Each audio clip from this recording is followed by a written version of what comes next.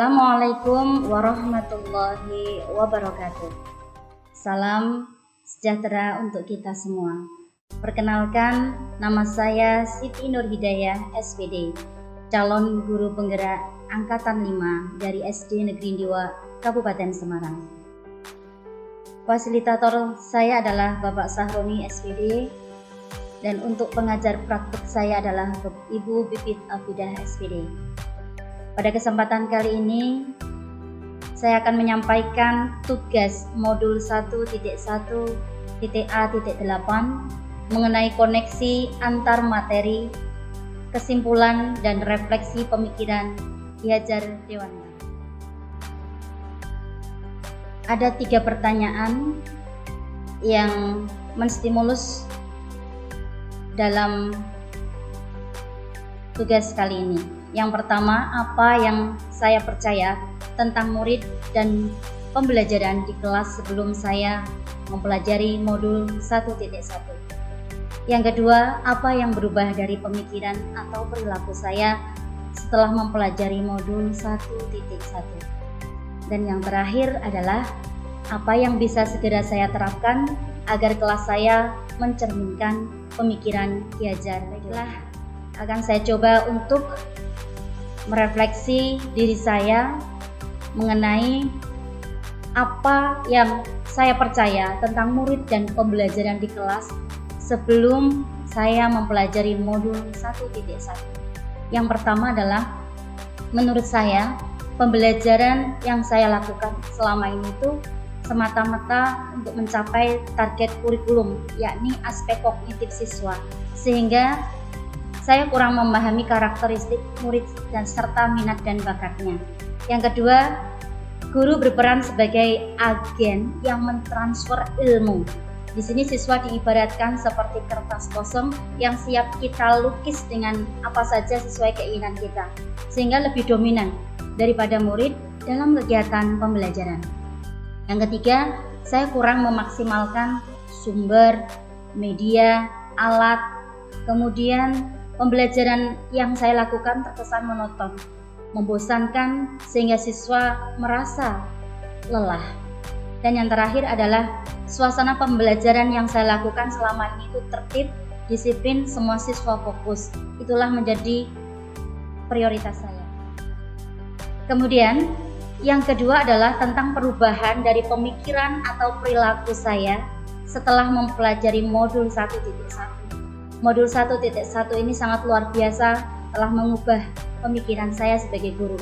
Yang pertama, perubahan sebagai pendidik. Peran kita ini adalah fasilitator, pamong, yang menuntun anak memaksimalkan potensi yang dimilikinya. Yang mana setiap anak ini memiliki kecepatan, kelambatan, kemampuan, bakat, minat sendiri-sendiri, dan kita tidak bisa menyamaratakan anak-anak. Sehingga kalau anak-anak ini tidak mencapai KKM, maka kita tugasnya adalah menuntun saja semampu mereka dengan maksimal. Kemudian yang kedua adalah pembelajaran akan saya upayakan berpusat pada murid. Murid sebagai objek pembelajaran. Mereka adalah aktor yang berperan penting dalam proses pembelajaran dan harus mengaktifkan siswa sehingga mereka bahagia di dalam kelas. Yang ketiga adalah tidak menuntut anak dalam segala tugas, namun lebih memberi kebebasan dalam berkreasi. Semisal saya sebagai guru memberikan tugas anak untuk membuat suatu hal, misalnya model jam, maka mereka tidak harus membuat persis seperti apa yang saya contohkan, tapi mereka boleh berkreasi sesuai dengan cipta rasa dan karsa mereka. Dan yang terakhir adalah pembelajaran yang kreatif dan inovatif dengan permainan. Jadi anak-anak di sini adalah masa bermain, sehingga sebisa mungkin pembelajaran kita itu dengan bermain sambil belajar, sehingga anak-anak tidak terasa waktu itu berlalu dengan cepat dan apa yang mereka pelajari pun akan terkesan dalam pikiran. Kemudian yang ketiga adalah penerapan yang segera saya harus lakukan di kelas agar mencerminkan pemikiran Ki Hajar Dewantara.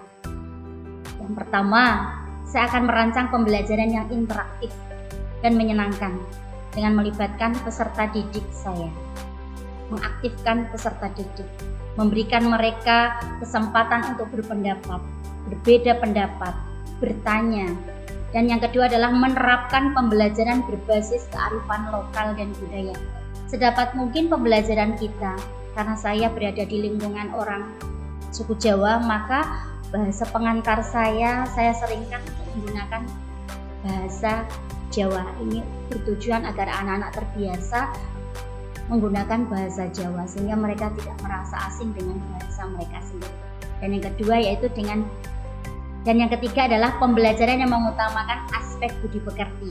Jadi anak-anak ketika tidak ada teman yang berpendapat sesuai yang lainnya, tugasnya adalah memperhatikan, menghormati. Jadi sikap-sikap budi pekerti ini harus selalu kita gaungkan di tengah anak-anak dan kita praktekkan.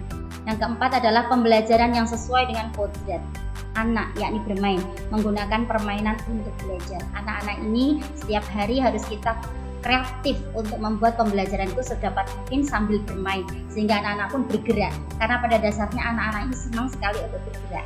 Dan yang terakhir adalah menuntun.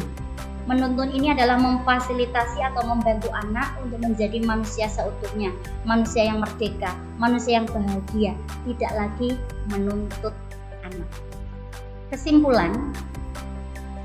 Kesimpulan dari apa yang sudah saya sampaikan tadi adalah berikan perhatian dan cinta kasih tanpa batas kepada anak-anak kita. Karena dengan cinta, anak pun akan menerima dengan cinta. Cinta kasih saya yang tulus akan memberi kemudahan kita dalam menuntun anak dan anak-anak dalam berjalan menuju ke tujuannya. Dan yang kedua adalah pendidikan itu sejatinya memuliakan anak-anak. Demikian yang bisa saya sampaikan. Mohon maaf apabila ada kekurangan. Terima kasih atas perhatiannya. Wassalamualaikum warahmatullahi wabarakatuh. Salam guru penggerak.